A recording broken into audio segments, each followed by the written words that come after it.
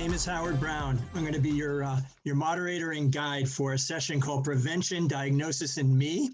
We hope that you're taking full advantage of all the great resources and panels. I'd like to say a warm welcome to you all, but a big thank you to Grit Health and our sponsors that are making it happen. What a great morning with Jim Kelly as a keynote. I just did a survivorship track. Such great information and sharing, and I hope everyone is taking full advantage of that. I happen to be a two-time stage 4 survivor. I had non-Hodgkin's lymphoma in 1990 with a bone marrow transplant from my twin sister that saved my life. And then 26 years later, after a 50-year-old colonoscopy, I ended up actually being diagnosed with stage 3 colon cancer that turned into metastatic stage 4 colon cancer. These last 4.5 years have been a very rough ride. And this session is deeply meaningful for me because in 1990, with no internet and no cell phones, it was very different. I turned to the person to my left or my right as a 24-year-old at Dana-Farber Cancer Institute and asked for help and information. Whereas today, moving forward into 2020, we have so much resources and support and online groups to be able to navigate this journey that we're all going through. And something that I would have wished I've known is that if screening age is now 45 for colon cancer, thank God, it needs to be lower. At age 40, if I would have gotten screened, I may not actually have had colon cancer. So screening is really, really important. And I am happy to announce that I am actually currently NED, no evidence of disease. I am so grateful after 25 chemos, clinical trials, 4 major surgeries, including cytoreduction HIPAC, which is heated chemo. And so we have an outstanding group here with us today. I'm so jazzed. We've just got great points of view, and I'm going to now let Kristen Carbone be a first introduction and an opening statement for our great panelists. So over to you, Kristen. Thanks so much for having me, and welcome everybody. My name's Kristen Carbone. I have had a preventative mastectomy and reconstruction. My mom died from metastatic breast cancer in her 40s, and I was getting screened at NYU by some really amazing physicians for a number of years before deciding to take preventative action. But at 31 in 2013, decided that was the best choice for me to have a healthy and hopefully cancer-free future. So we'll be telling you a little bit more about my experience and my decision to do that as the panel goes on. Hi, my name's Jessica Valance. I am the Vice President of Team Operations here at Grit Health. I'm very excited to be here and be joining this panel. When I was 25, I got diagnosed with colon cancer. It was really hard to go through all of that. And then shortly afterwards, 4 years right before I hit my 5-year mark, which as a cancer patient, most of you know, that's like a really exciting time. So at my 4-year mark, I found out I had a genetic mutation. And so I'm joining you here today to talk about what it means to be a cancer survivor with a genetic mutation as well. Dan? Good morning, everyone. My name is Dan Milner. I'm the Chief Medical Officer of the American Society for Clinical Pathology, which is the largest pathology organization in the world with over 100,000 members. About 10,000 of our members are pathologists who diagnose people with cancer on a daily basis and follow those patients through their journey, through prognosis, through additional testing, et cetera. And I'm very proud to represent that group today to talk to you about the importance of diagnosis and prevention and screening and treatment in cancer. Thank you. Thank you all for those introductions. So I'd like you all to take a thought on this and think about advances in diagnosis. I will tell you that when I was diagnosed with stage 4E non-Hodgkin's lymphoma, I was a deer in the headlights. I had no idea what I was doing, and it was a learning process, one with fear and unknown. And the second time around with colon cancer, 26 years later, I actually had a plan and I felt more empowered. I was able to seek out resources. So if you'd all kind of, give your commentary on diagnosis and where people should go from there today. Who wants to take the first crack at that? I can start. Thanks. So my story is a little different. There was nobody in my family that had a history of colon cancer. So I had watched a movie, and in the movie, the woman had colon cancer, and I just knew I had it. So I called my doctor and asked for colonoscopy, which isn't fun, but it took 6 doctors before one would give it to me. And they said that my blood work had come back normal and everything was fine. And it was just a struggle. So once I got my diagnosis, I had to figure out what was next. And like you, Howard, I was blind. I didn't know what to do. So I think the biggest thing that I would suggest for people to do is to go to the place where you're getting treatment and ask for a nurse navigator. I didn't do that, but I think that's really important. And my nurse practitioner had suggested getting genetic testing done. So I did that, which is I think what's saving my life currently and allowing me to continue to live, just to kind of know what it is I'm up against and what I'm battling. Jessica, there's a question there that someone wanted to know, what were your initial symptoms? How are you feeling at diagnosis? And I'll share as well, because we have colon cancer in common. Yeah, so my symptoms were I was working out a lot, but I was losing more weight than my brother, Ben, who is part of Grit Health too. So him and I had started doing Insanity, and I thought I was just really good at it, losing a lot of weight. But then I realized I was losing weight faster than him. And as you guys know, statistically, men lose weight faster than women. So that was a first alarm for me. Then my hair started thinning. I was so tired. I would get up and go to work, and then I would sleep on my break for a half hour. I would go home around 3 o'clock and I'd go back to bed. I often didn't eat dinner and I just slept through the night. And I was like, whew, this isn't normal. I was 25. My skin started changing color slightly. I got like just yellowing, and I just knew something was wrong. And when I watched that movie, it's called A Little Bit of Heaven. She had all the symptoms I had, and I knew immediately. And I wrote down in my planner on Monday morning to call my doctor, because I was like, I have colon cancer. So those are my symptoms. How long did that go for? How long were you struggling before you actually? Well, so I, like a lot of people, I ignored my symptoms probably longer than I should have. I was graduating from college. I went to school to get an art education degree. I was going through a divorce. So I had a lot going on. So I thought a lot of it was stress, and it was probably about a year, maybe a little longer, of symptoms that I just didn't recognize them as something major. The real big turning point for me was I was watching the movie to try to relax for my teaching tests, and it didn't work well. But with that, it was like I had a little bit of blood in my stool. But then the following week, after I decided to call my doctor, there was more.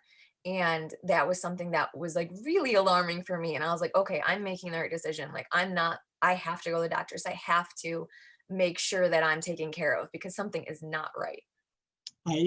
I have to tell you that colon cancer, colorectal cancer is misdiagnosed. I went for a year with what I thought was irritable bowel syndrome, gas, bloating, stomach cramping, and things like that. And like you, I'm an athlete. I was playing basketball, and I ignored it until I went to my 50-year-old annual checkup. And he said, it's time for your colonoscopy. And at the colonoscopy, I was actually then came out of the colonoscopy, and the doctor said, I found something up in your cecum. And it turned out to be an 8-centimeter tumor that, to grow an 8-centimeter tumor, probably took 8 to 10 years inside my stomach. And I live with it. And I wished I got screened earlier, but it is misdiagnosed. I want to turn to Kristen as far as with breast cancer, some of the early signs of diagnosis. Could you share as well?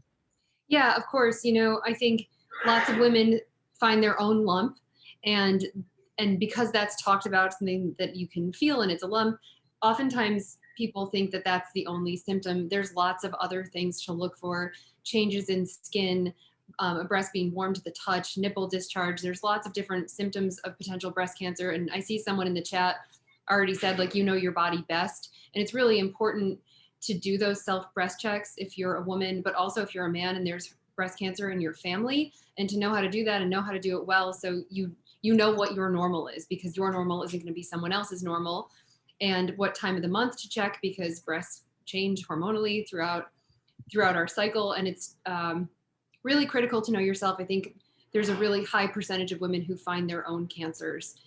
Like Jessica said, you have this understanding of what's happening in your body and something feeling wrong and different. And then, of course, as we've all been saying, advocating for your care and getting someone to pay attention to you, depending on your age and your gender, is a whole other obstacle. So when you find something that feels wrong and you know in your gut that it's wrong, to just stick to it and ask for help. Absolutely. And obviously screening, I think, is commonality of getting your mammogram or getting a colonoscopy or other cancers. Dan, can you share from as a doctor there that the diagnosis that you see for different cancers? Yeah, thanks so much. So I think it's important for the audience to understand that when we create public health systems for screening cancer, it's based on, excuse me, the best data that we have available. And if you remember, Howard, you probably remember this, the others are a bit younger. That's Katie Couric's husband actually was diagnosed very early with colon cancer. I believe he was in his 40s when he passed away. And she was arguing for screening at age 40 for colon cancer. And my aunt actually died at age 41 of colon cancer. And when I went to my doctor at age 40 and said, I need to have a colonoscopy because my aunt has passed away early, they're like, oh, you're not a risk factor. I was like, no, but I feel that I want to have that. And in fact, like you, Howard, I had adenomas that if I'd waited till 50 would have turned into cancer. So it begs the question of, anecdotally, when we hear stories of people that are 25 or 35 or 40 that have colon cancer, should we change that screening age? And the public health system would say, no, the data doesn't support that. But that's where that other comment that someone made in the chat comes in importantly. You know your body. So if you feel something is not right, even though you're not being arranged to be screened, it's important to talk to your doctor about that, why you feel that change is different, and why you feel you need to have maybe testing that isn't normally indicated for your age, because it may indicate that something is wrong. I think the other thing that's important to know is that we are evolving in our ability to screen patients with cancer. Many of you have probably heard of a Cologuard, which is a test that allows you to just take a stool sample, send it in for genetic screening. You can do that at different ages, but it's important to know that there are about 4 or 5 other companies that are working on similar tests for blood, for urine, et cetera. So we are moving very quickly to a new age of pan-tumor screening, which is very exciting. I think finding pre-tumors and even early stage 1 tumors will be the norm as we move into the next 2 decades. And I think that will drastically change the way that we can actually impact people's cancer journey. Right. I thank you for sharing that. I will say that sometimes you don't know how to, how you're sick, but I have to tell you, with me, with non-Hodgkin's lymphoma in 1990, I had a big purple, lesion that turned into a golf ball. And if it didn't, I wouldn't be here. And then if I did not have that colonoscopy, I probably would have just kept ignoring it. And I like to just switch gears a little bit and go from, you're initially diagnosed, right? And what are the factors you should consider, as a newly diagnosed, person? I actually was able to be the second time around more mature. I ended up being able to call some of my older doctors and consult with them and get really great advice moving forward. I want to share one very personal story, is that before I did chemotherapy for lymphoma, my wise Harvard fellow named Eric Rubin, who's actually head of Merck's Keytruda research and development program right now, he had me go to the cryogenic center. I was not thinking that I was going to live, but thank God I did, because 11 years later, frozen sperm became my lovely daughter, Emily. So a blessing to that doctors have good doctoring and smart advice, because it just wasn't on my radar. But I'd like to have you guys share potentially after your diagnosis, what did you do next? What steps should people take now to move things forward? And after getting over the initial uncertainty, fear, disbelief, what do you do next? You want to start, Kristen?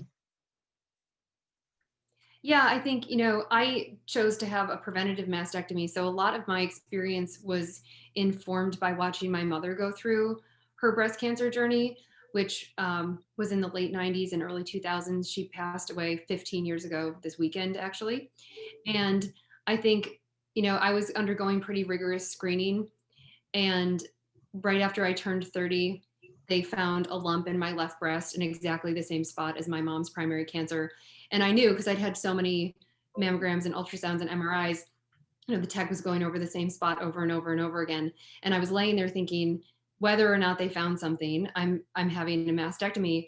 But it was that moment that I really felt like this could be someone telling me my biggest fear, and I need to take action, and I need to take better care of myself and be really thoughtful about how that happens. And I think we're lucky enough right now, of course, to be on this panel and doing this event, that there's so much more community available that's agnostic of geography. Even 7 years ago when I had my mastectomy, I didn't know any other women who'd had a preventative mastectomy. And since then, on Instagram and on Facebook, there's groups, there's just so many ways to find out and to say like, hey, this happened to me and I'm scared and what do I do?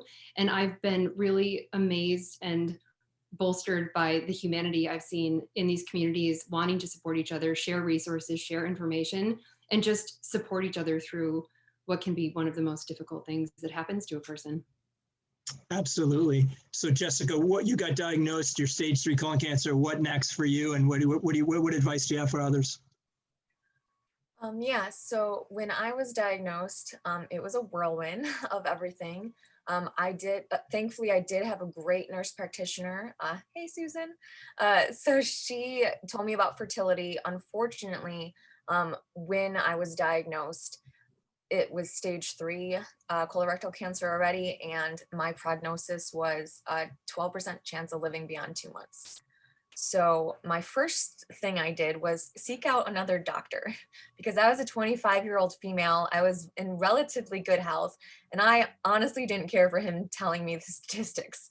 I thought he doesn't know me and I'm gonna live. So I changed doctors, which I think is a huge thing that people forget, is that doctors work for you.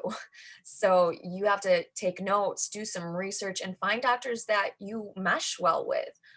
My doctor also didn't believe in using medical marijuana, which at one point during my treatment, I got down to 90 pounds. I wasn't allowed by my family to go up and down stairs by myself or take showers by myself because I was just so frail and everything was so difficult. So I think really I learned to be an advocate for myself. My family was a huge support system. And like Kristen said, when I didn't use social media when I was originally diagnosed. It wasn't as popular at the time. Now I absolutely love it, and I love connecting to people that also have genetic mutations like I do. But I think just as you go through it, the biggest thing I've learned, as we've all been talking about, is that we know our bodies best, and we need to have a team that is supportive of us, and that includes our doctors. I want Dan to kind of, from a doctor's perspective of once someone's diagnosed, give some guidance or things that that might be helpful for them moving forward. Resources. Thanks, Howard. Yeah, thanks, Howard. So I think, one of the things that we as physicians recognize is that having a diagnosis of cancer, it doesn't matter how old you are or what the cancer is, but getting that diagnosis is probably one of the biggest fears that people have as human beings, because it's not anything they did. It's not, it's their body, react against them. Like we don't really understand why certain people get cancer. Jessica's story is a perfect example. She didn't know she had the mutation, but she comes up with a late stage disease, which the statistics say are not really survivable. And as physicians, we have data that we can talk to you about, but we also have to recognize that you're human beings. And that, compassion is the most important thing. I think someone mentioned earlier, a nurse navigator, but I would put all of that under the idea of psychosocial support, and your social media is that as well. So as soon as you encounter a potential diagnosis of cancer, I would say make sure you're comfortable with it. Make sure you understand your pathology reports and all of your lab reports. Make sure that you understand what your physician is saying to you, and there should be complete clarity. If you're not comfortable with what they're saying, as Jessica suggested, get a second opinion. That is absolutely within your purview, and you should feel comfortable to do that. But once it's confirmed that yes, you do have a cancer and it is staged early and you have a diagnosis on paper, then I think what everyone is saying is absolutely crucial. You need to seek out other patients who are going through what you're going through. You need to seek out psychosocial support in whatever way that you can find for yourself, because that is the hardest part of that cancer journey. And I'll tell you that my aunt was diagnosed with stage 4 pancreatic cancer. Like Jessica, she was given a very bad prognosis, 12 to 6 to months. She survived almost 4 years. And that is because she was a fighter from day one. She said, "It's not going to beat me." Her doctors were mesmerized and had no idea how that she was able to do that. But the take home is that each person is unique, each person is different, and you're not a statistic, and you don't have to be a statistic. And so you making it through your cancer journey is all you, as well as all that data and science around you. And you're the most important part of that journey. Thank you, Dan. Can you give just a very brief synopsis on ASCP and then just a little highlight to the Patient Champion Program?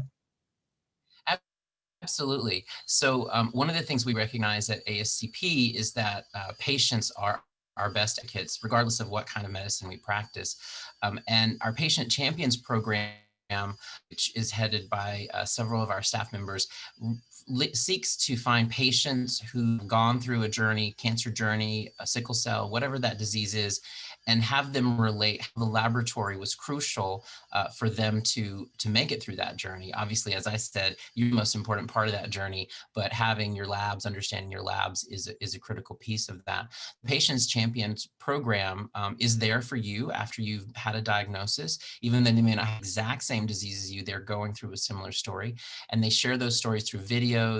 We provide educational tools related to those tumors, and we have events online and in person when possible to support patients and patient advocacy groups. And it's one of the ways that we feel having that contact with the patient for the laboratory and the laboratory professionals that are our members is enhanced is through our Patient Champions program, and it's wildly successful. And I'm happy to say that several of the Patient Champions were close friends of mine before they became Patient Champions, and seeing their story told through the venue, it's quite beautiful, but it's also quite compelling. And I do love sharing that with my colleagues and friends who are dealing with cancer. It sounds like an amazing resource. I'm going to dive in now because once we're diagnosed, I have to tell you, it becomes alphabet soup, right? ctDNA, tumor mutation burden, BRCA2 genes, and things like that. I have to tell you, it can be overwhelming. And just for anyone, we're not trained like you, Dan, as a doctor, but I have to tell you, there are resources and other people and other patients really, I call them cancer whisperers that took me aside and explained to me what some of this stuff means. And I've been able to now understand that, learn over time, and it's helped actually me to be a better patient advocate for others and to help others. But it took a while to learn what that means. So Jess, you actually started to go through scans and you learned about something called the PALB2 mutation. How did you put your arms around that? And when you learned the news, and how did you actually investigate what it was and what action plan to put forth? Yeah, so I remember the exact moment I found out that I had that mutation. It was 2014, March, and I was getting ready for St. Patrick's Day. So I was sitting in my bathroom. I like to sit on my sink when I do my makeup. So I was sitting there and I get a phone call from my doctor. And I was like, this is weird, on like Friday afternoon. And she said she got the results back from my blood work. And she was almost excited to tell me, which I found kind of a little odd, but she told me I had a PALB2 mutation. So I grabbed a piece of paper, and the only thing I had to write down was my eyeliner. So I wrote PALB2 on that. I stuck it to the mirror, and I was like, I'm going to deal with this another day. I don't want to deal with this right now. So I can honestly say the first thing I should have done was to set up an appointment to talk with her more, as well as set up some sort of mental health situation, because I didn't realize it at the time. But looking back, I can see that it put me in a very dark place.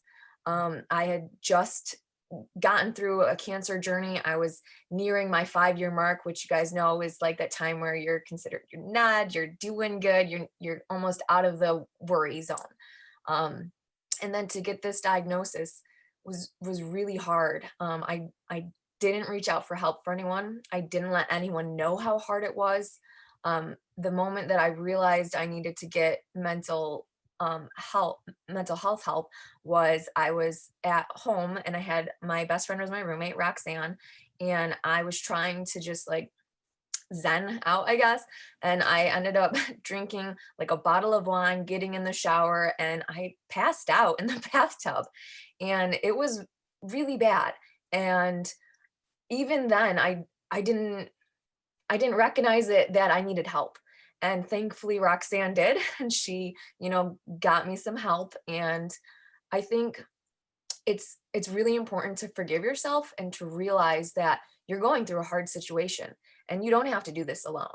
And reaching out for help may be really hard, but it's very, very important to do. What I did after that was I met with a genetic counselor, and she helped me manage how to go forward, because I went from being a colon cancer survivor who only needed one colonoscopy a year and some blood work to then going so my genetic mutation is linked to skin, pancreatic, and breast cancer. It's not actually linked to colon cancer, not yet at least. So I started I had to get an endoscopic, a colonoscopy, upper and lower CT scan, a mammogram. I had to go to my dermatologist. I just ended up with a slew of doctor's appointments, and it was just so overwhelming. And I thought, I don't want to do this the rest of my life. Like, I lived so hard. I fought so hard to live, and now this is what I get. And I've turned that around now. I started working at Grit, and I realized that I can use my story and my experiences to help others. So I think that was a really big, empowering thing that I would encourage others to do, to become an advocate and find companies you can link up with to get your voice and your message out there. Jessica, it's so powerful. You are not alone. You don't have to do this alone. There are resources that any one of us and these organizations can do. So that's very powerful. I will tell you, the alphabet soup, when I did my tumor burden mutations and I found out that I was microsatellite stable and not eligible for immunotherapy, and that I was KRAS wild, which actually is normal, and actually BRAS actually had a mutation. I had no idea, but your doctors, if they're collaborative with you, will explain what that means. And there's lots of resources to understand, because it could mean the difference between how your standard of care and your treatment move forward. I want to turn to Kristen, because she took a preventative action and is a previver. And your story is so powerful. Would you please share that with us, Kristen? Yeah, thanks. I also want to just quickly piggyback on what Dan and Jessica are saying about asking for help too. I think one of the things that my dad did for my mom was go to every appointment with her, and he took notes, because, as everyone who's here knows, it really is confusing. And if it's about you and it's emotional, it's really hard to listen and to remember to ask questions and not just start, even if you seemingly are keeping it together, there's this whole hamster wheel in your brain of terror. And I think I went into choosing to have a preventative mastectomy thinking I could do it on my own, and that I didn't take people with me, and I didn't ask for help. And it really, it became a problem. And one of the things that happened when I finally decided that I needed to have the surgery was that I asked people for help. And I said, my kids were 2 and 4 at the time. And I said, I know I can't manage to have surgery and take care of them by myself. And it ended up being 4 months of people living with us and helping. And, the act of asking for help and people showing up and accepting that help, has completely changed me as a person. And I think that we feel oftentimes like we have to be really stoic, and that doesn't actually serve any of us well, and that the people who love you want to show up and help you. So I would encourage anybody who is newly diagnosed or even going for maintenance checkups, like finding out that the reason you got a cancer was from a genetic mutation is a huge thing to find out. And then going to all of those appointments, Jessica, that you mentioned, it's so overwhelming to know that you have all of those different risks. And I think finding community online is important, but also having somebody right there with you is one of the most important things that I've found.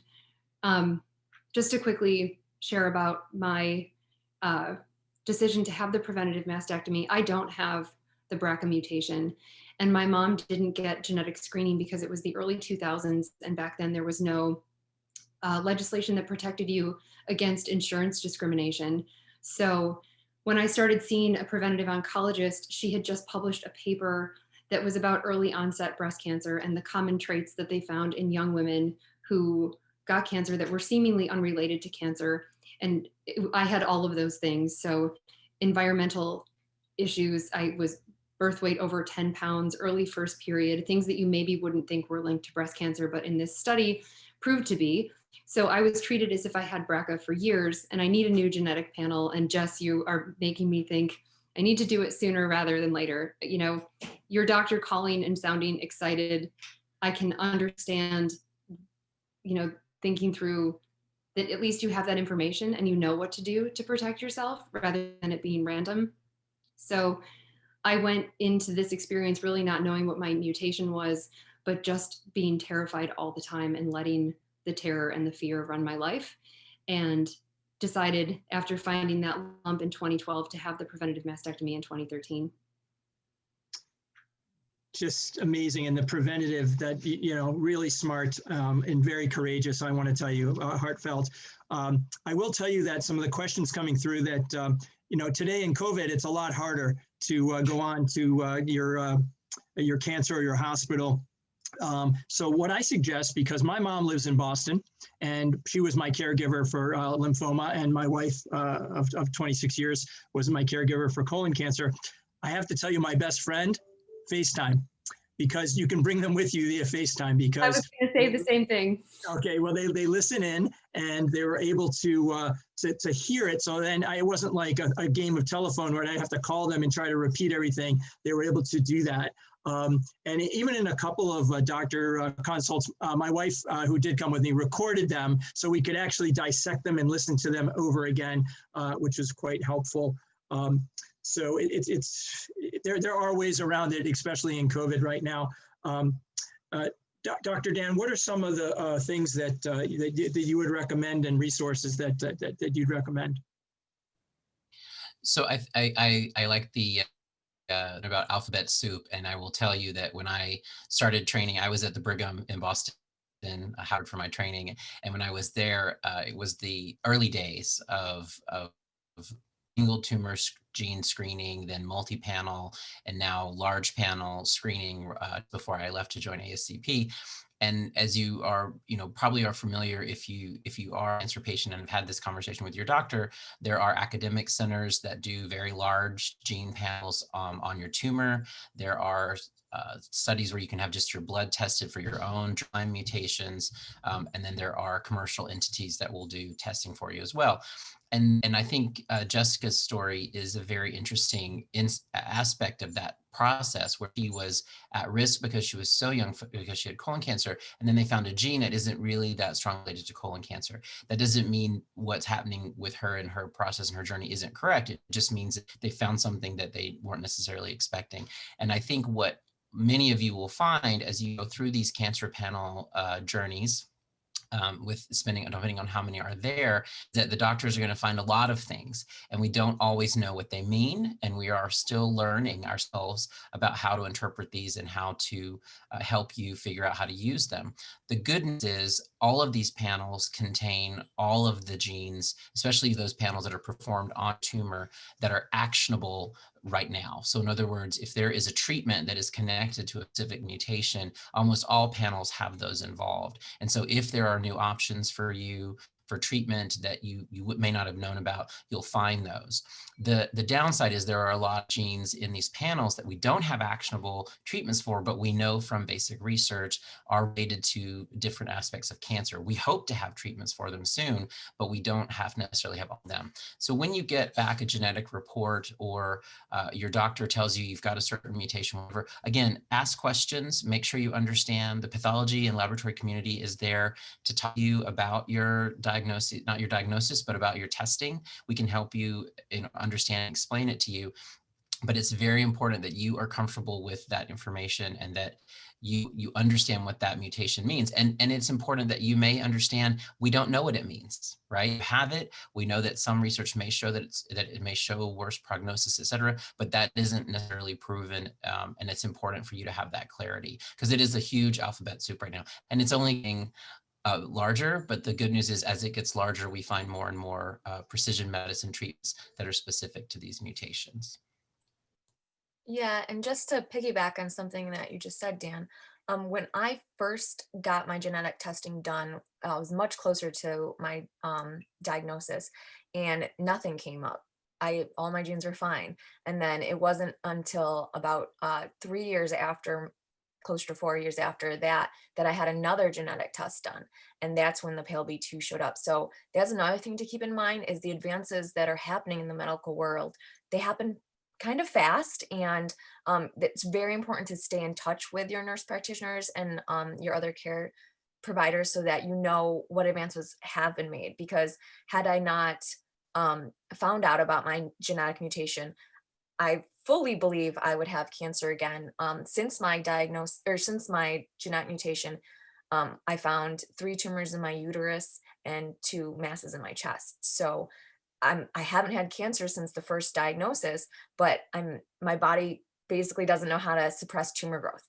So now that I have this diagnosis, it's while it was depressing at first, I realized that it is saving my life. And knowing about it, the knowledge of that is what is saving my life, because now I'm able to do all this preventative screening. So hopefully I will never get cancer again, and it definitely won't get to stage 3 again. Thank you, Jess.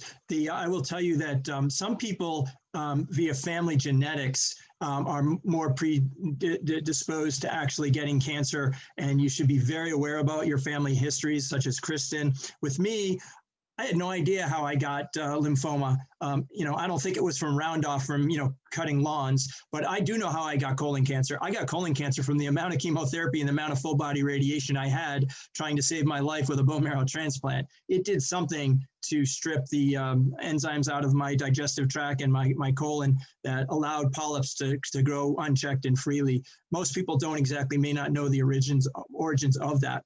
But I want to ask you guys and comment, because I have my emojis here, my emotion emojis right there on my background. And the emotional, the physical, the financial, the psychological toll that actually it takes on you as an individual, your care partners, your children, if you have them, your relatives. It varies, and people handle it very differently. Jess, you mentioned you went into a very dark place, and I mentioned that I was a deer in the headlights originally, and the second time around, I'm a 50-year-old, and I decided to kind of be a Marine and attack it, full force. Lauren, you learned that your mom had it, so if you could actually comment about how you dealt with some of the emotional and psychological stuff, and how you're getting through that, and what you did to kind of get you over the top. Kristen, you want to start? Sure. I would say the short answer is not well. I did not do a good job for a long time, like first dealing with my grief, and grief turning into fear about my own mortality, especially once I had children. And then the going through the mastectomy, while it was a choice and it went very well, all things considered, I really felt like for years that I couldn't say that I was either unhappy with how I looked or I felt weird in my body. I felt really stripped of permission to talk about the issues I was facing, because it was a choice that I had made.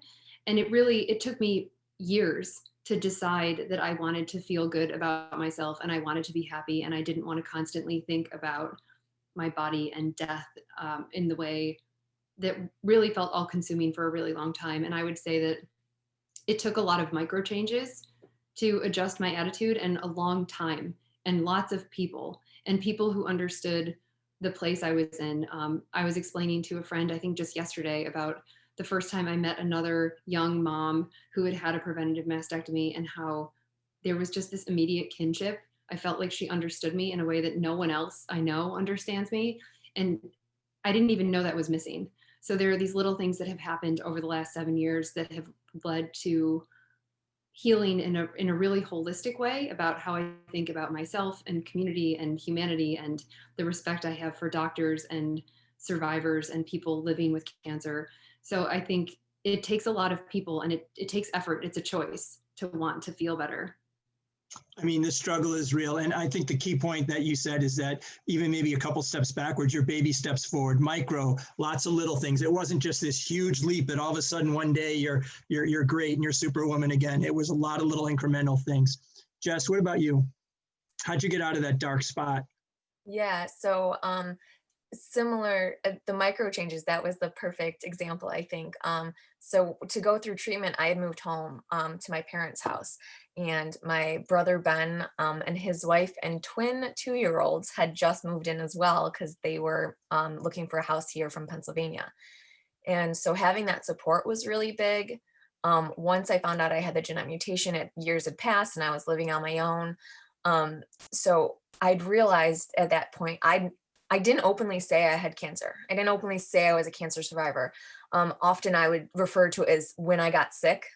And there was a time before I was sick, and then there was time after I was sick. And that was really a big thing for me. I just didn't know how to say that I was a cancer survivor, especially a colon rectal cancer survivor. I don't know if you know this, but there's a lot of stigma around that. I was young. People were always asking me like how I got it. Some people like, oh, how much do you drink? And I was working at a distillery. So, but I was like, I'm 25. Like, no matter how much I drank, I wouldn't have done this to myself. So it was those micro changes of figuring out how to be okay with my diagnosis, how to communicate to other people, to tell them what I need, to tell people to stop making jokes about my butt and like all those things. And just really learning to advocate for myself. My biggest change was similar to Kristen. The first time I had been around cancer survivors outside of getting treatment was years after. And it was actually the event that I met Grit Health at. And I was so taken back that there was this whole cancer world that I just wasn't part of. And there was this community of people who knew exactly how I felt. And they knew what scanxiety was. And they weren't pressuring me to just get better and be who I was before. And yet the club that no one asked to join, I found that. And the moment I found it, I realized I had to change my whole life because I wasn't happy with what I was living and the way that I was representing myself. So that's why I switched careers and came to work at Grit Health. But it's once you find that tribe, that club, that I think that's a huge help with everything going forward. You know, the takeaway is that you are really in much more control than you think. You and your care partners and families are much more control. I know many cancer patients that are very private. They want to stay private. My cancer story is publicized. It's out there. I'm writing a book called Shining Brightly that'll include it. Others choose to be much more private. Dan, I think that, from my experience in 1990, where things would just go right for the treatment, the doctors and the medical community is much more aware of this, and especially even under COVID, the emotional and mental toll it's taken. Could you speak to that a little bit? Absolutely. I think that is one of the things in the last, certainly for me in the last 2 decades, I have become hyper aware of as a laboratorian, as someone who's on the other side of the door, looking at your material, making a diagnosis, not knowing the face of that person that we're looking at. In the early 2000s, when I was training, it was almost as if we kept that door there because it was just too overwhelming, too horrible to think that every time I looked at a slide and I said, oh, this is cancer, that's one more person that have to start that journey. And when you're doing that as a resident trainee or even as a surgical pathologist, and you're looking at 20 or 30 cases a day, and you've just given 20 or 30 people cancer, facing those people, if you had to, it would be almost overwhelming. And I think that it mean that pathologists are jaded or we don't have hearts or we're not emotional. It's just that we had to have that sort of that wall there afterwards to get through the job because it would just really be tolling.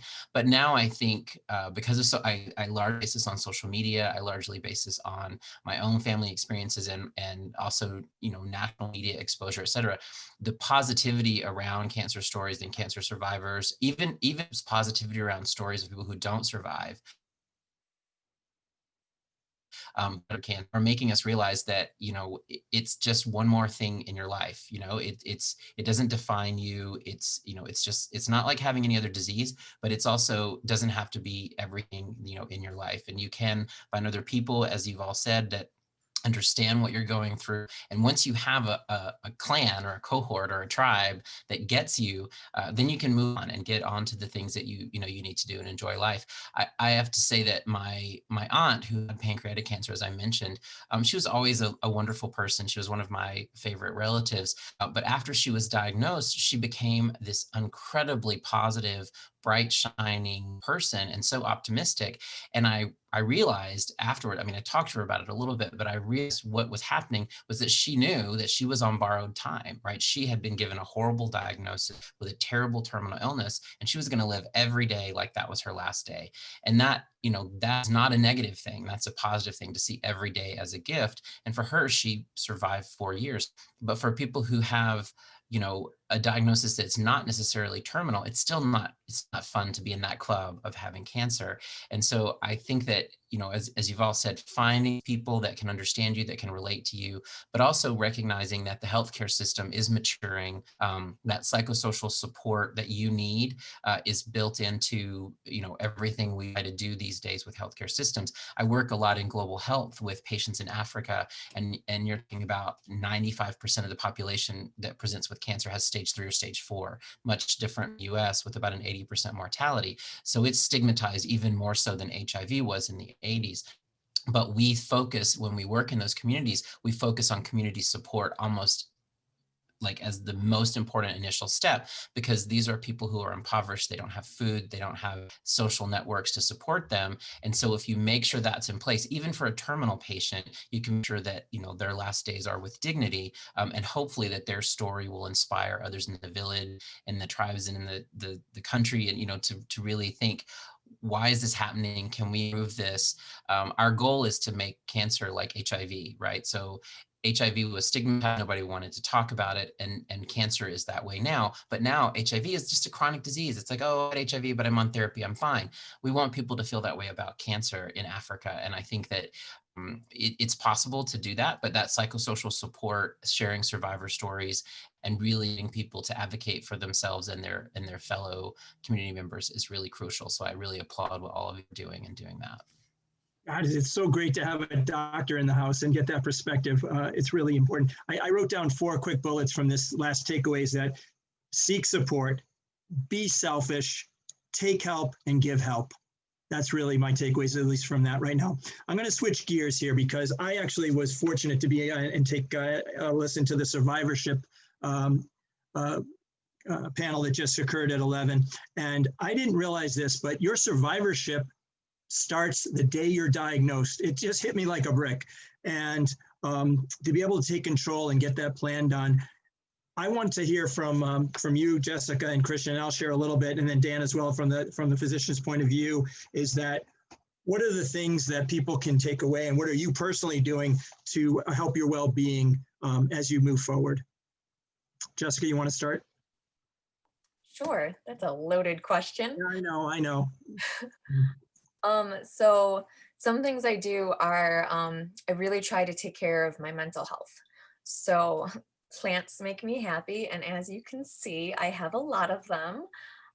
So I try to remember that I need to take care of myself before I can take care of other people, and that I can't control other people. So if someone, if I tell them part of my story and they react how I might not expect them to or like them to, it's okay, because they're coming at this from a different perspective. And I can't control their thoughts or what they do. And I need to make sure I'm taking care of myself. Little things like I was talking to Lauren last night, like knowing how to show up to support someone, but also how to take care of myself. So there's a lot of like cancer events going on, and I like to support all of the organizations that are out there, but sometimes it's too hard on my heart.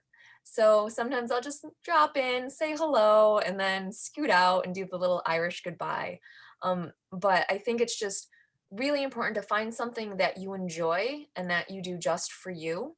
And and learn how to take care of yourself, as well as sharing your story. I'm not normally someone who shares my own story. I like to elevate other people to share their story. I've just recently started doing that this year. But I think that is something that's really powerful, and it helps you understand yourself better. So I'm going to drop a link in actually about how you can tell your story with Grit Health. But I think it's a big change in my life, is learning to talk about what I went through and to understand that people have different perspectives. Like even my brother, who was one of my caregivers, he never recognized himself as my caregiver. And that was something that I never realized until we just talked about it a couple weeks ago in an interview we did with Elephants and Tea. And I think that's something really important to do, to talk about it. Kristen, what are you doing now? Yeah, I mean, now is such a crazy time anyway, I think for everybody universally, to figure out ways to feel well and whole. A lot of what Jess said is similar to the things that I've tried to do for myself for the past few years. I love yoga. I take walks. I really try to stay busy, but because that's what makes me happy. I'm someone who really likes doing things, but to listen to my body and know when I need a break from that. And that's a thing that is a practice for me, is to know when to slow down and how to slow down. And I think also because I have this ongoing fear that my life is going to be short, especially my life as a parent, I really try to make good quality time with my kids, knowing that even if I do live to be 100, that there's so much value in spending focused quality time with them. So just trying to be thoughtful, and you said this, Howard, like you have this wake up call. And I think I try to, and Dan, you said this about your aunt, like when you're intentional about how you're living every day, pretty much everything feels better. I think, in this moment, I'm still struggling, just like I can't go to yoga class, and everything just looks and feels really different right now. But I think the power in sharing your story and supporting others and those things that we can continue to do virtually still definitely help. I agree. Intentional, authentic, grateful, all those things matter. I will tell you that, finding your happy place. My happy place happens to be on the basketball court. And, with peripheral neuropathy, with, having to go to the bathroom quite a lot, it provides to be a little bit of a challenge. But I've gotten back there. I've worked very hard to be able to get back on the basketball court. Now we're moving indoors and I can't do that, but outdoors I did. But finding that place. But I will tell you what I learned from the morning session was exercise matters. Diet matters. Okay. Nutrition matters. And self-care and preservation matter. So doing something that can actually get those endorphins going and feel positive is really important. Dan, when you give advice to folks to actually, you're going through, either if they're on chemo for life or they're recovering from surgeries, or for like me, that I'm 1 year net and I hope to be 2 years net and 3 years net and 4 years net, what's some of the advice that you're giving? Well, I would just reiterate, I think, what several of you have said about self-care, finding something for yourself that you enjoy. That is extremely lucrative currently because of COVID, maybe too lucrative. But I think, from the introversion side, finding something that you enjoy that helps you get through your day, especially if it's health related or meaning well-being related, I think that's really important. I think mindfulness, for those of you who aren't familiar with it, this is just teaching yourself a handful of quick meditations. It helps you to remove the negativity from every day. It helps you find the positive. I think mindfulness for me personally has been one of the most powerful tools I could use.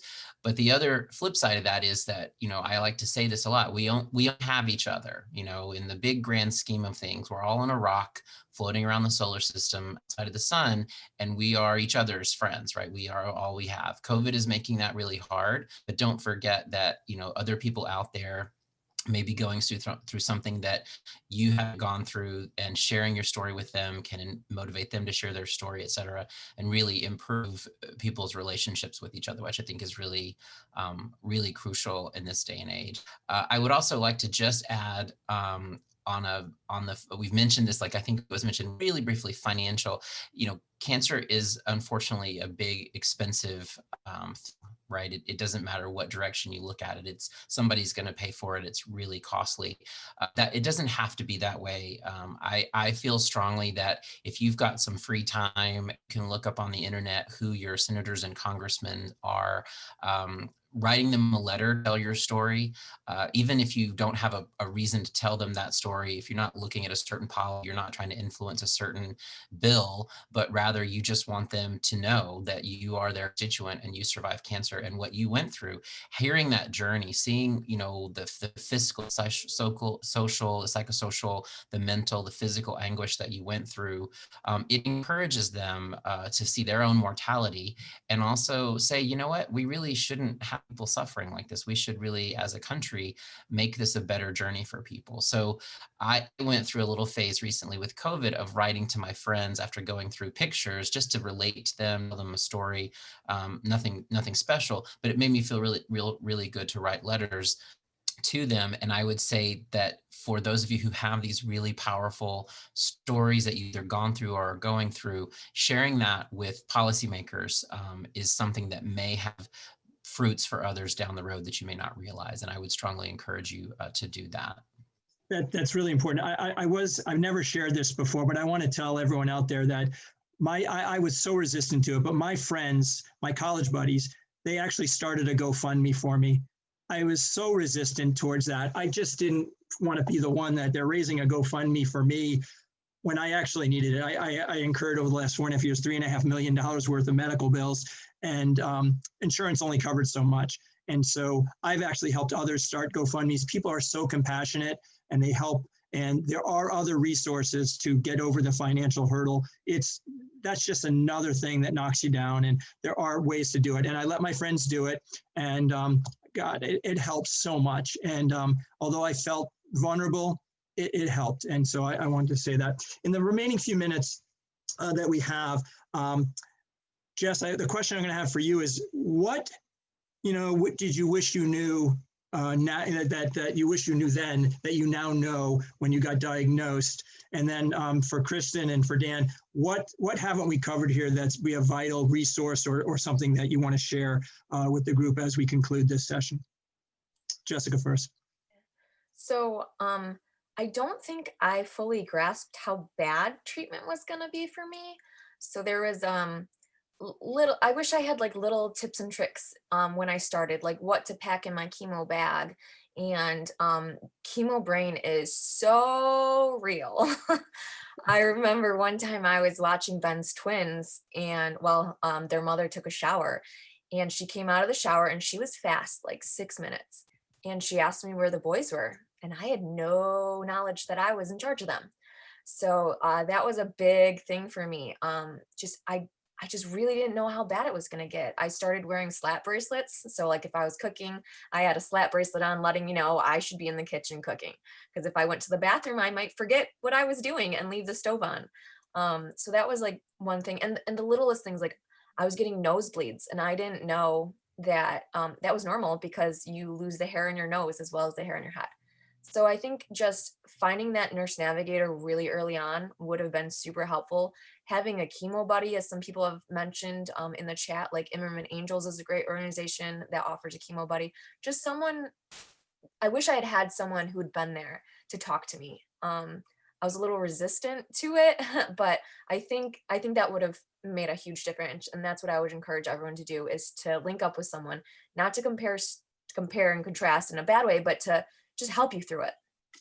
And there's so many people that are willing to do that. My one thing about I wish I would have learned, I went through 12 cycles of what's called Folfox, and there's a drug called oxaliplatin.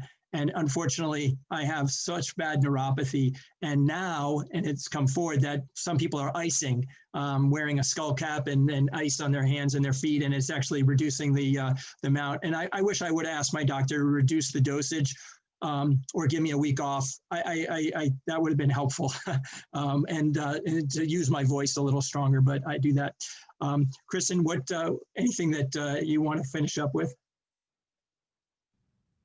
Yeah, thanks, Howard. I think basically what you just said was a perfect example of what I was going to say, which is use your voice. you have to advocate for yourself. And even once you find a doctor who listens to you, that doesn't mean that they know what it's like to be inside your body. So feeling empowered to talk about all of the things that you feel and think and need is a really hard thing to do, but no one is going to do it for you. So just knowing that it's okay to say what you need and to ask for that. And then if you need to switch doctors, to do that. They're people too. We view them as gods, I think, a lot of the time in almost an unfair way, and finding the right fit, because that person is going to be in your life for a long time if you're part of this community. Dan? Other I would just like comments. Yeah. It's a one-time resource that's coming up. So in October of 2021, ASCP is very excited to be hosting the World Cancer Leaders Summit in Boston, Massachusetts.